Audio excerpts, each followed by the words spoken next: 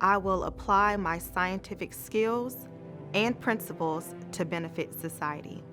I will continue to practice and support a scientific process that is based on logic, intellectual rigor, personal integrity, and an uncompromising respect for truth. I will seek to increase public understanding of the principles of science and its humanitarian goals. I am, I am, I am a scientist.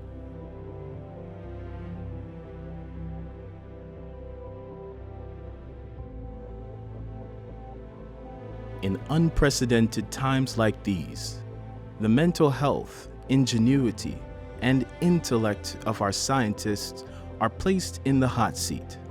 With steady hands and precise calculations, the health of the world can seem to rest on their shoulders.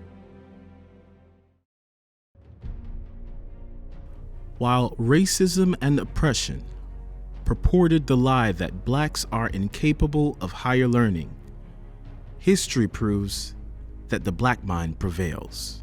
Dr. Charles Drew was the first to use blood plasma to store blood for transfusion. Dr. Emmett Chappell, a renowned NASA biochemist and inventor, Chappell holds 14 U.S. patents and was inducted into the National Inventors Hall of Fame. And Dr. Mae Jemison, the first black female astronaut in NASA history, worked with the Center of Disease Control to research various vaccines. And so, today, the legacy continues. Take a look into the journey of our scientists, everyday heroes in our community.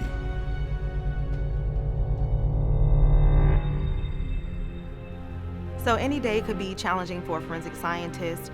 You never know what's going to come across your desk as far as a new case. On top of casework, I'm also in training. I'm also a college professor, so my days are always very, very challenging. But as COVID has come into play, I'm now teaching online, which is a new challenge for me. I've never taught online.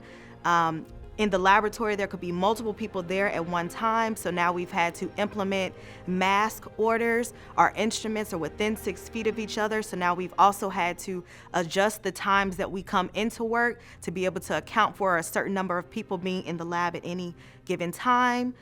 Meetings may be non-existent. COVID has just completely changed how our days work.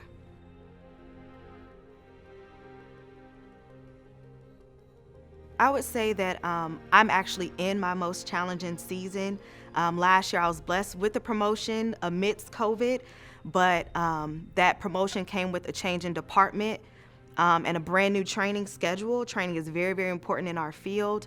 But as I walked into my new training schedule, I completely almost lost my training team just because of COVID and the way things worked in our lab. So I've actually been going through a brand new training program without a full, complete training team.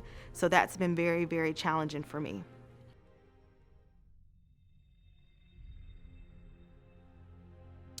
I keep serving amidst the risk because every time a case file comes across a forensic scientist's desk, it could be a computer that's been used in hacking a bank account. It could be a gun that was used in a shooting last night. It can be the death investigation of a loved one that's not going to be making it to Thanksgiving dinners anymore. Or in my case, it could be a new substance or a new drug that's wreaking havoc across Tampa Bay.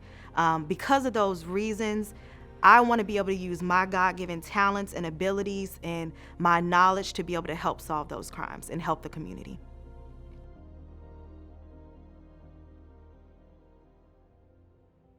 So to my Black community, I would just encourage you guys to keep the passion that you have for the sciences and for forensic science.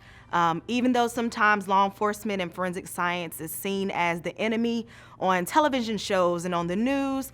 We're not the enemy. We're really out here doing great things and really actually trying to help the community, and the community is feeling safer. And to my fellow forensic scientists, I know this is very, very hard times. You're scared being around so many people in a very, very tight lab sometimes, but keep pushing. We're doing great things. The case files are going down and crime is going down in our community.